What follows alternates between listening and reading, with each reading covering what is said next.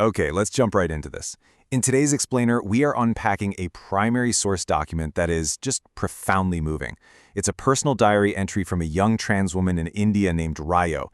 And as we go through this, I really want you to keep in mind that we are exploring a real, lived experience here. It touches on some heavy stuff, emotional abuse, profound isolation, even suicidal ideation, but at its core, it's also this incredible story of resilience. So right off the bat, a quick heads up about the content. We need to approach this source material with a lot of empathy. We're serving as a conduit for a young woman's very raw, unfiltered reality. The text we're analyzing today absolutely doesn't hold back, so neither should our compassion, you know? We're going to break down her words to try and really understand the daily mechanics of her survival. To properly center her voice, I actually want to start at the very end of her letter. Just her signature. Her name, Rayo, right there next to a mending heart emoji. I think this plunges us directly into her world. It really sets the stage for her entire worldview. One that's undeniably broken, sure, but as that specific emoji tells us, she's also in this active, really painful process of trying to heal. Let's get into Section 1, A Cage in the Heat, the physical toll of transition and environment. To truly get her journey, we have to look at the immediate physical environment she's waking up to every single day. Her struggle isn't just in her head. She grounds her suffering in something completely inescapable, the climate. She writes about the Indian heat making her so exhausted she literally feels paralyzed. It's like the very air around her becomes this cruel antagonist before she even has to interact with another human being. She actually goes on to describe the environment as torture in a heat chamber until you fainted. That is such a visceral, intense description. It sets this stark baseline of total physical exhaustion. I want you to hold on to that feeling of being completely drained, because she's dealing with this physical depression before she even starts tackling her family or social hurdles. And this part just brilliantly illustrates the complex reality of her transition. She notes she's feeling weak and tired specifically because of spirolactone, which is a common medication used in hormone replacement therapy. The profound irony here is just, wow. The very medicine that is affirming her true identity is simultaneously draining her physical strength in this oppressive heat. The cure for her dysphoria is actually compounding her physical exhaustion. So take that physical weakness and then compound it with her own family. She writes that they physically trap her inside. They've turned her home, which is supposed to be a sanctuary, right, into a suffocating cage. Her external world is a heat chamber, and her internal world is a literal trap that is breaking her mental well-being. Moving on to Section 2, Fighting for an Identity, the Daily Battles. Shifting from the confines of her physical room to the broader social world she has to navigate, Radio explicitly says she doesn't know her parents anymore. They've become so alienated from her that she feels she only has a picture of them left in her mind. It shows this complete total collapse of her familial support system. The people meant to protect her have basically become her primary jailers. Then she lists out her enemies. And just take a second and consider the sheer, overwhelming weight of these forces stacking up against one person. Every single day, she's fighting society, her family, the weather, the threat of sexual violence, and the government.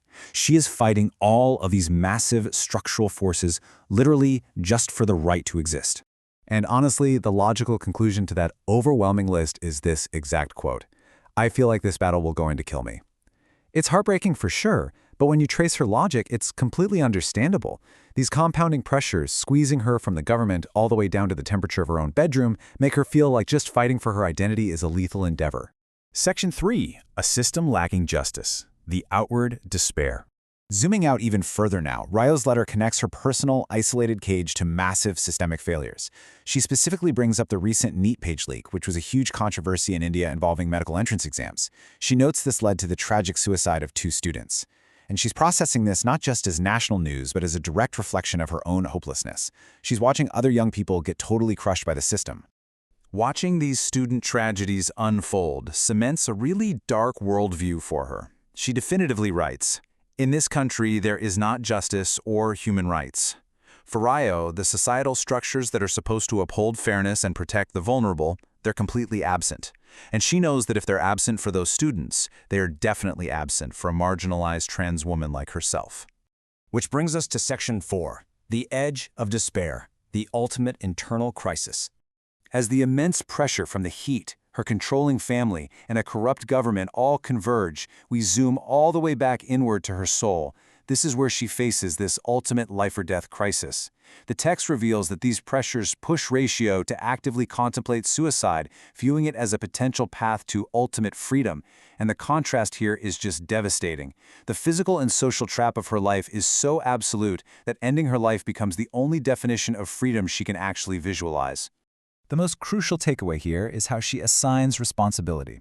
She writes that if she dies, it's for them. She names names, her parents, the government, society. And she leaves this direct, chilling message for her mother. Remember, it's all your fault. She lays the blame for her despair squarely on those concentric circles of pressure we just talked about. It is a striking indictment of the systems that have completely failed her. Section 5. Choosing to live. The power of authentic identity. So after reaching the absolute edge of this dark despair, her diary entry makes this incredibly powerful pivot.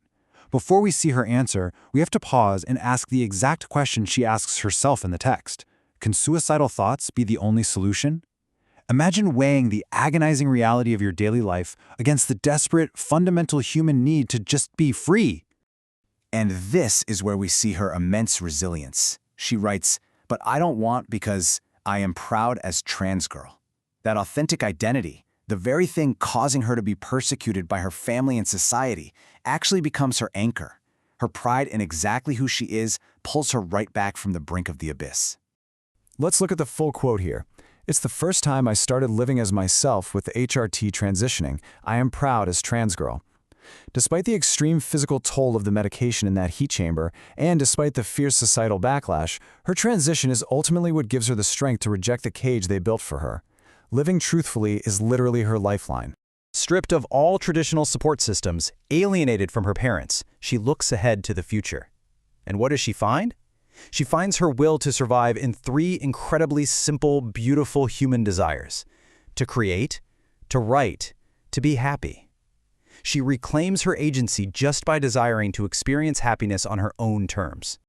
Reflecting on this whole torturous journey, Ryo steps back and concludes that while things feel unspeakably hard, suicide is not a solution, maybe. And you know that maybe is just so authentic. This isn't a neat, tidy fairy tale ending. It's a realistic, hard-fought realization that she wants to live authentically. Even under unbearable conditions, her choice to stay is just a breathtaking testament to the strength of the human spirit. So, I'll leave you with this final thought. What does it actually take for a society to ensure that living authentically is a source of joy rather than a brutal battle for survival? I want you to consider the systemic conditions that create this kind of immense despair, and the towering resilience it takes for people like Ryo simply to exist. Think about her words, think about her fight, and ask yourself how we change the structures around us. Thanks for joining me for this explainer. Catch you next time.